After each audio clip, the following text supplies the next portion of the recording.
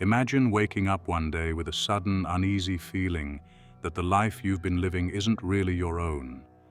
Every choice you've made, every belief you hold, and every goal that drives you might not come from deep inside you, but from the world around you, its rules, its pressures, and its silent commands. Think about this. How much of your identity is truly yours, and how much is just a mask you wear to fit in? How often do you feel like you're following a script written by society, your upbringing, or the worries that echo inside your mind? If you haven't been living as your true self, who are you living as? Carl Jung didn't come up with his groundbreaking ideas in a vacuum. His work stands on a long bridge between ancient wisdom and modern thought. Long before psychology became a formal science, seekers from every corner of the globe asked, "Who am I beneath the surface of my daily life?" Mystics in Egypt, shamans in Siberia, and yogis in India all believed there was more to a person than just flesh and bone. They taught that humans carried an invisible realm within them, a hidden inner world with symbols, dreams, and energies that shape one's destiny. As civilization advanced, these ideas about the mind and spirit grew more guarded. Many esoteric schools, like the mystery rites of ancient Greece or the hidden teachings within the Gnostic tradition, spoke of powerful transformations that happen when we truly know ourselves. However, these groups often kept their knowledge secret to protect it from misuse or misunderstanding. With the rise of organized religion and later the rigid forms of rational science, such teachings were pushed to the fringes, either labeled heretical or dismissed as mere superstition. When Jung entered the scene in the late 19th and early 20th centuries, he found himself drawn to the secret codes of alchemy, the symbols of mythology, and the writings of mystics who lived centuries before him. To many of his contemporaries, these interests seemed bizarre. Psychology was still in its infancy, and most people wanted to stick to observable facts rather than delve into dreams, archetypes, and the soul. Yet Jung saw that spiritual texts and symbolic images contained valuable clues about the deepest layers of the psyche. He realized that so-called primitive myths and alchemical illustrations were, in fact, timeless maps of the human mind. Jung's exploration of the unconscious didn't just challenge the norms of psychology, it also reignited interest in old spiritual paths. He proposed that inside every individual lies a collective memory passed down through generations, which he called the collective unconscious. It's a concept that echoes ancient beliefs, that we carry an inheritance from our ancestors, not just in our genes, but in our symbols and stories. This was radical for his era, and many academics brushed it off or misunderstood it. To them, the idea of a shared mystical blueprint guiding human behavior sounded more like folklore than science. But over time, Jung's work found a natural audience among seekers who felt that modern life had lost its spiritual core. His theories offered a bridge between the scientific method and the poetic wisdom of esoteric traditions.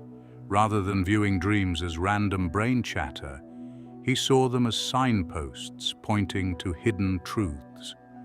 Where mainstream psychology often aimed to help people adjust to society, Jung suggested that true healing might mean stepping outside social norms entirely, so we could discover who we actually are beneath the layers of conditioning. Unfortunately, because Jung borrowed from so many ancient sources, and because the deeper layers of the psyche can be mysterious, his work was often oversimplified or misunderstood. Even today, many associate Jung only with dream analysis or archetypes in a broad sense. The more challenging parts of his message, about facing our personal shadow and integrating all parts of ourselves, remain overlooked. Yet, for those willing to explore, Jung's insights open the same door that ancient sages hinted at long ago, a path to deeper self-knowledge that can free us from living on autopilot. If you've ever sensed that something essential about your life remains locked away, you're in the same position as countless seekers throughout history, ready to discover that something more dwelling beneath the surface. Let's begin by looking at some of Carl Jung's most important ideas, starting with the concept of the persona. The word persona originally meant mask in ancient Greek theater, and Jung believed that each of us wears our own social mask. This mask includes the roles we play, like being a friend, a sibling, an employee, and the personality traits we show to fit in. You might act cheerful at work or calm around your family, even if you feel something completely different inside. The persona isn't necessarily bad. It can help us function in society. The problem is when we start believing the mask is all we are. Hidden behind the persona is something Jung called the shadow. The shadow is made up of the parts of ourselves that we push away or deny. These can be traits we see as negative, like anger, jealousy, or fear. But sometimes they're also positive qualities we haven't learned to accept, like creativity or confidence. Maybe you were told as a child that you weren't artistic, so you buried that interest. Or maybe you learned that boys don't cry, so you hid your sadness to look tough. Over time, these buried traits don't disappear. They become part of your personal shadow. Why does this matter? Because your hidden traits still show themselves, often in indirect or even harmful ways. For example, you might get surprisingly angry over small issues, or criticize others for things you're uncomfortable with in yourself. Jung believed that if we don't face our own shadow, it can run our lives from behind the scenes. By keeping us blind to these repressed parts, the shadow can steer our behavior without us realizing it. Another key idea is the individuation process. In simple terms, individuation is about becoming who you truly are instead of who you think you should be. It means making peace with both the light and dark sides of yourself, your strengths and weaknesses, your dreams and fears, and integrating them into a balanced whole. According to Jung, this is not just a mental exercise. It's a spiritual journey that awakens you to your deeper nature, allowing you to live with greater clarity, purpose, and self-acceptance. Imagine you have a huge house, but you only live in 1 or 2 rooms. The rest of the rooms stay locked, and maybe you forget they're even there. Jung would say your psyche is like that house. Most people never explore the locked rooms because they're afraid of what they might find. Yet if you never look, you can't discover the hidden treasures or clear out the emotional junk that's been accumulating over time. Individuation means exploring all those rooms so you can fully claim your inner house. In this process, dreams can act as guides. While you sleep, your conscious guard drops, and your unconscious mind offers messages through symbolic images and stories. A dream about a dark basement might hint at unresolved fears, or a dream about flying could speak to a longing for freedom. Jung encouraged people to pay attention to their dreams, record them, and explore the emotions they stirred. By doing so, we start piecing together a map of our hidden selves. Jung also spoke of archetypes, which are universal themes or patterns that show up in myths, art, and across different cultures. Think of the hero who must face a great trial, or the wise old mentor who gives guidance, or even the trickster who stirs up chaos. Jung believed these archetypes live in our collective unconscious, passed down through human history. Sometimes we embody these archetypes in our own lives. A person may go through a hero's journey when they set out to change careers or break free from a toxic situation. Recognizing these patterns can be like finding signposts along our path, reminding us we're part of a bigger human story. Through these ideas, the persona, the shadow, individuation, and archetypes, Jung introduced a powerful message. We are more than our daily routines, our social roles, and our surface-level moods. Deep inside, we hold a far greater potential for healing, transformation, and self-understanding. But we can only unlock this potential by daring to face the parts of ourselves we've hidden, and by looking beyond the safety of our comfort zones. In the next part, we'll look even deeper into Jung's teachings, especially those aspects that people often misunderstand or overlook. We'll see how these ideas can shake up our familiar views of reality and even challenge modern assumptions about what it means to live a normal life. Along the way, we'll find out why truly meeting yourself can be both the most terrifying and the most liberating choice you ever make. To truly understand how Jung's teachings can change your life, you must go beyond the basics and venture into the deeper waters of his philosophy. One often overlooked idea is the concept of the anima and animus, the inner feminine and masculine qualities present in all of us. Jung believed that no matter our outward identity, we each carry an inner counterpart that yearns for recognition. This doesn't simply relate to gender or romance. It's about balancing our capacity for logic and emotion, action and intuition, independence and empathy. Think of someone who appears fiercely independent but struggles to acknowledge their need for companionship, or someone who's highly nurturing yet finds it difficult to stand up for themselves.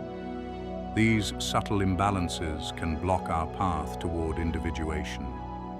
When we consciously work with our anima or animus, by honoring the aspects of ourselves we've minimized, we start weaving together our fractured selves, becoming more whole, resourceful, and at peace. Another lesser-known facet of Jung's work is his fascination with alchemy, an ancient practice focused on turning base metals into gold. But Jung interpreted alchemy not as a literal transformation of lead, but as a metaphor for the human journey toward enlightenment. The alchemists wrote in cryptic symbols about dissolving, purifying, and recombining elements, which Jung saw as a mirror of what happens in our psyches. We must dissolve old identities, purify misguided beliefs, and recombine our hidden aspects to create a more complete version of ourselves. This process can feel mysterious, even magical, because it taps into layers of consciousness we rarely engage in our routine lives. Now let's address a common misconception, that confronting the unconscious is a one-time event, like flipping on a light switch. Jung was clear that self-discovery is a lifelong quest. Sometimes people experience a breakthrough, an aha moment, when they realize they've been denying certain emotions or desires. But the real work begins after that awakening, because the unconscious has many layers. When you peel back one layer, you often discover another. Far from discouraging, this revelation shows that your mind is bigger and richer than you ever imagined. Of course, there's resistance. We might be reluctant to face painful memories or own up to parts of our personality we'd rather ignore. Society itself often rewards surface-level engagement. Fit in and don't ask too many questions, making the inner journey seem counterintuitive. But Jung's challenge is clear. If you want a deeply meaningful life, you have to face what lies below the surface. It's like hearing a faint echo in a dark cavern. Ignoring it keeps you safe from the unknown, but you also miss out on discovering hidden treasures within. A key myth about Jung's approach is that it's purely inward-focused, ignoring the external world. In truth, Jung believed that the more integrated we become on the inside, the better we can engage with society. When we're disconnected from ourselves, we often project our issues onto others, criticizing them for traits we refuse to see in ourselves, or idolizing them for qualities we haven't claimed. By confronting our shadow, embracing our anima or animus, and following the path of individuation, we become more authentic in our relationships and contributions to the world. This self-knowledge can also lead to synchronicities, a Jungian term for meaningful coincidences. Have you ever thought about a friend you haven't seen in years, and then they suddenly call you? or stumbled upon information at just the right moment to solve a pressing problem. Jung theorized that when we align with deeper parts of ourselves, our inner and outer worlds can reflect and reinforce one another in surprising ways. These moments of synchronicity hint that life isn't just random chaos. There's an underlying connectedness we tap into when we wake up to our true nature. In sum, Jung's work teaches us that the mind is a vast, largely uncharted terrain. Most people stroll only along its well-lit paths, but hidden realms lie beyond. If you allow yourself to wander there, guided by curiosity and courage, you might discover new dimensions of intelligence, creativity, and personal power. You may also uncover old wounds that need healing, but facing them can free you from repeating cycles of pain and self-sabotage. The deeper your self-awareness grows, the more life opens up, offering hints and nudges that guide you toward genuine transformation. In the next section, we'll shift from insight to action, exploring practical steps to walk this path of self-discovery. You'll see how small but potent changes in your everyday life, like analyzing dreams or spending mindful moments in solitude, can ripple out, gradually reshaping who you are and how you live. There are pitfalls, to be sure, but also profound rewards for those who dare to meet themselves fully. How do we move from deep insights about the unconscious to a real shift in our day-to-day lives? The first step is to create consistent habits that help us look inward, much like setting up a flashlight that shines into the corners we usually ignore. Here are a few approaches you can start exploring right away. 1. Journaling and dream work.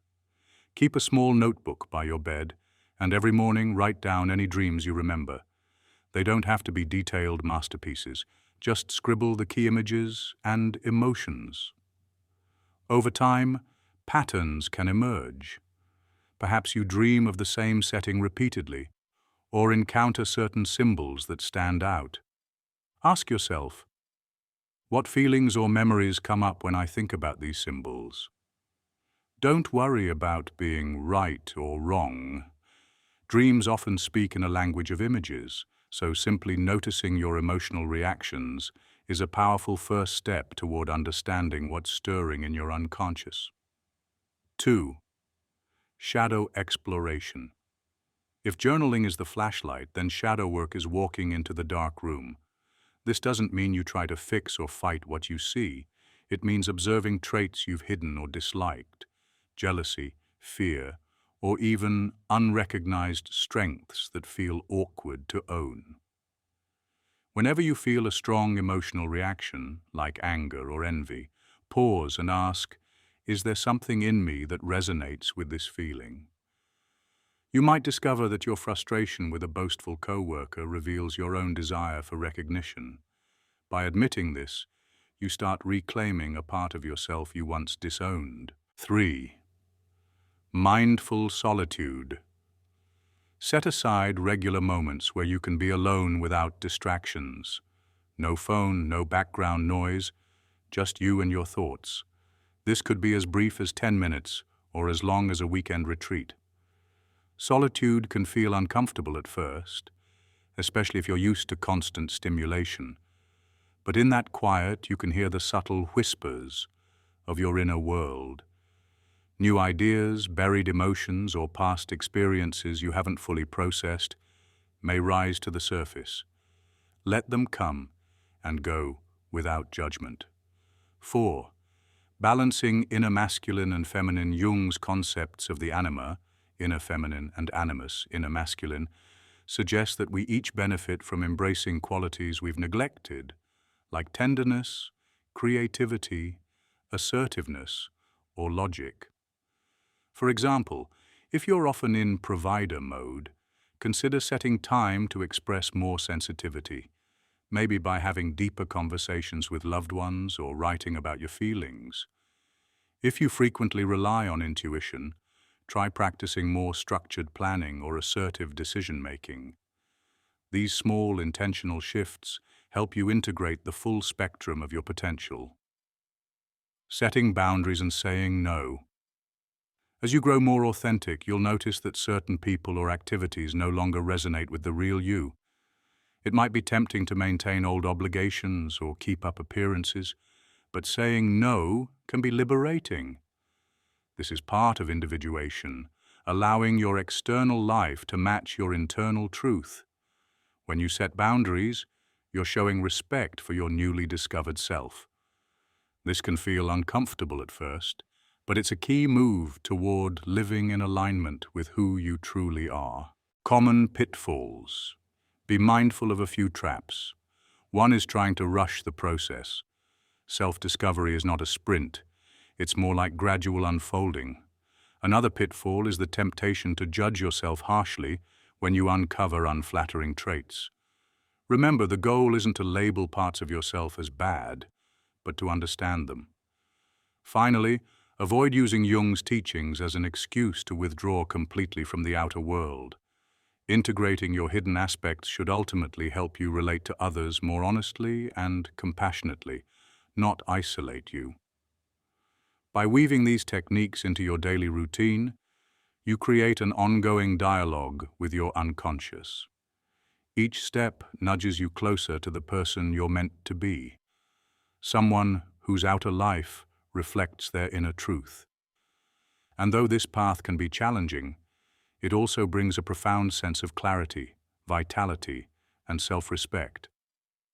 In learning to navigate the hidden realms of your mind, you'll find that life, in the fullest sense, truly begins the moment you meet yourself without disguise. As we reach the end of this exploration, remember that Carl Jung's message is both simple and profound. Your true life begins the moment you decide to meet yourself fully.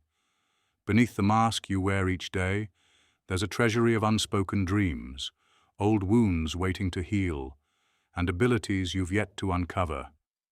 It's a world that promises not just self-awareness, but also a more authentic way of being in the world. A life in which you act from inner conviction, rather than habit or expectation.